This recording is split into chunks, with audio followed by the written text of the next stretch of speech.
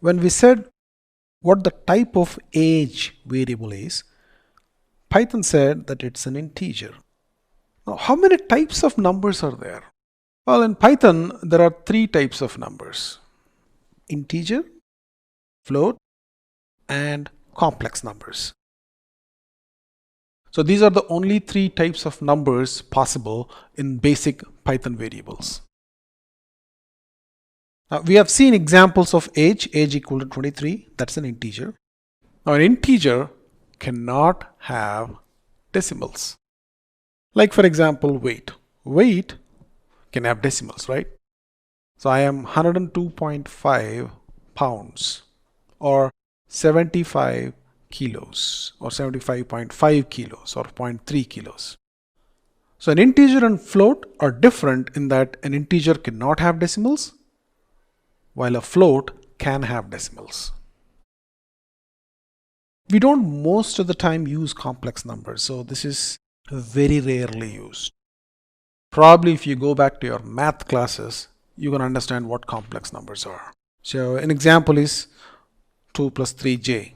So this part is called the imaginary part, and this part is called the real part. But unless there is a specific use or a specific use case, mostly scientific in nature, complex numbers are rarely used. So we are not going to discuss too much about complex numbers, but we'll focus mostly on integers and floats. So one more example of an integer is, say, discount.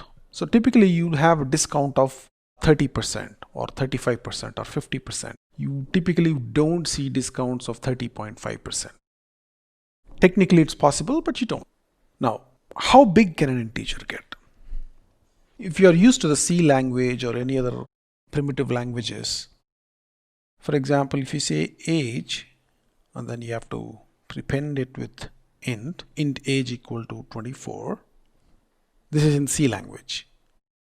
There is a limit to how much this variable age can hold. There are a variety of choices that dictate how big this variable can get, like the type of architecture you're running this program on and the way you define this variable, so on and so forth.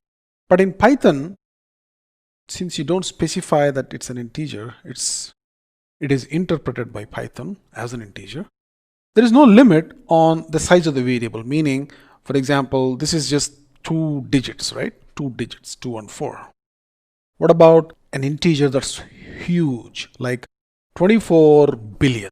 Can age be 24 billion? Yeah, probably. The age of the universe. I don't know what's the age of the universe. I think it's 13 billion. But you get the point. The variable integer in Python can hold a number that can be as big as you want. In fact, you can try it. Let's do a quick calculation just for fun. You see this? Age of the universe is 13 billion. 13 followed by 9 zeros. And if you want to calculate the age of the universe in seconds, you're going to make this number even bigger, right? So the age of the universe in seconds is age of the universe, which is 13 billion that we have defined here, multiplied by how many seconds there are in 1 year, which is 365 days multiplied by 24 hours per day into 60 minutes into 60 seconds, right? And that's going to be an even bigger number. And still, Python can hold that number. You see, it's pretty big, right? It's much more beyond billions, and it still holds that number. The point being, Python's integer variable can hold an integer that's as big as you want. If you want, you can try this. Let's copy this, go to the Jupyter Lab, and age of the universe is 13 billion.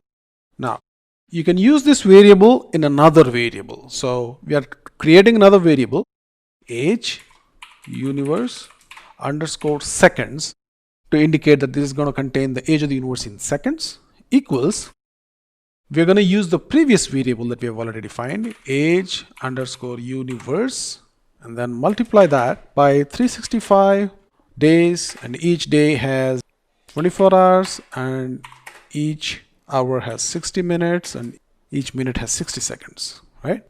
And let's run this. Age underscore universe underscore s, shift enter. See, that's a big number, right? It's still an integer, but a big number. So there are 2 points that I'm trying to make here. One being the integer variable in Python can hold large numbers or small numbers, either way.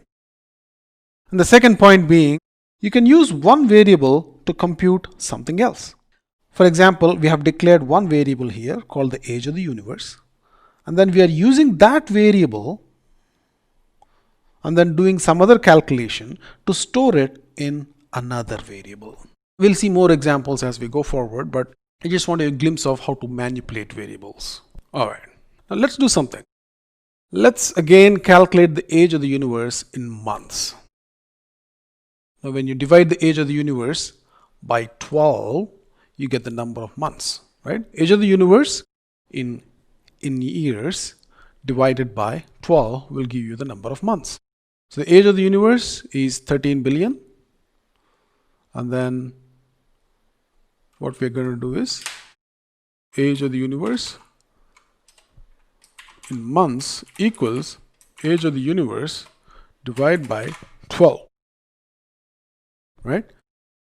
Age of the universe in months is equal to, I think that's thousands, millions, that's like 1 billion months.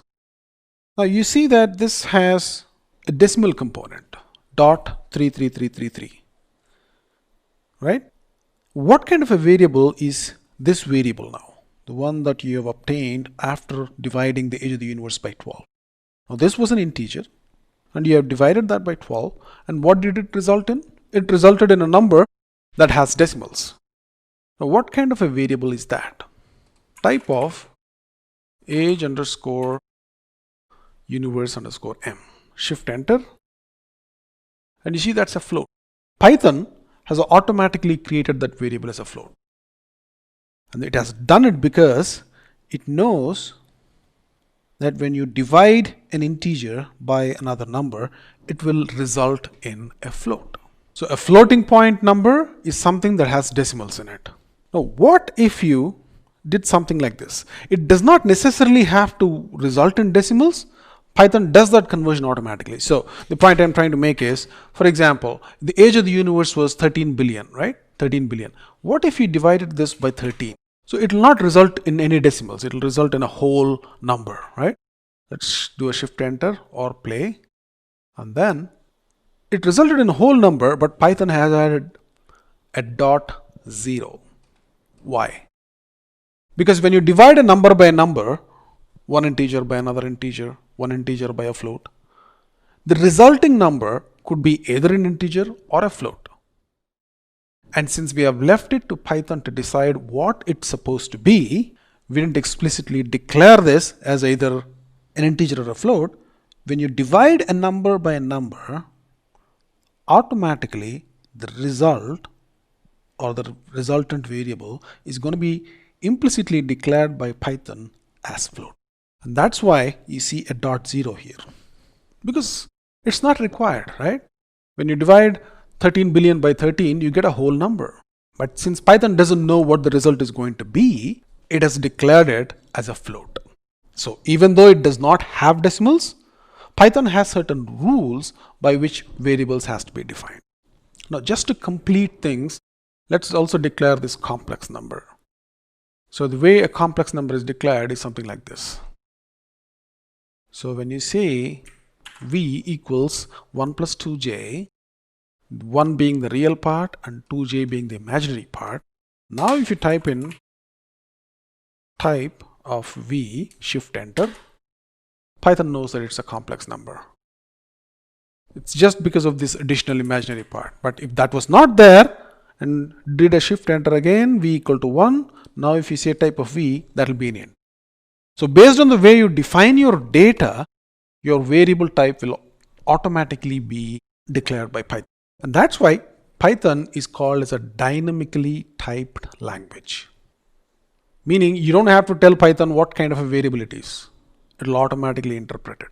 This is unlike C or C++ or Java, where you have to explicitly type and tell the language that it's an integer or a floating point. If it is an integer, how big it is. If it is a string, it should be declared as a string. So those are examples of statically typed languages, C, C++, Java. Python, on the other hand, is dynamically typed, meaning type of the variable is automatically or dynamically determined by Python.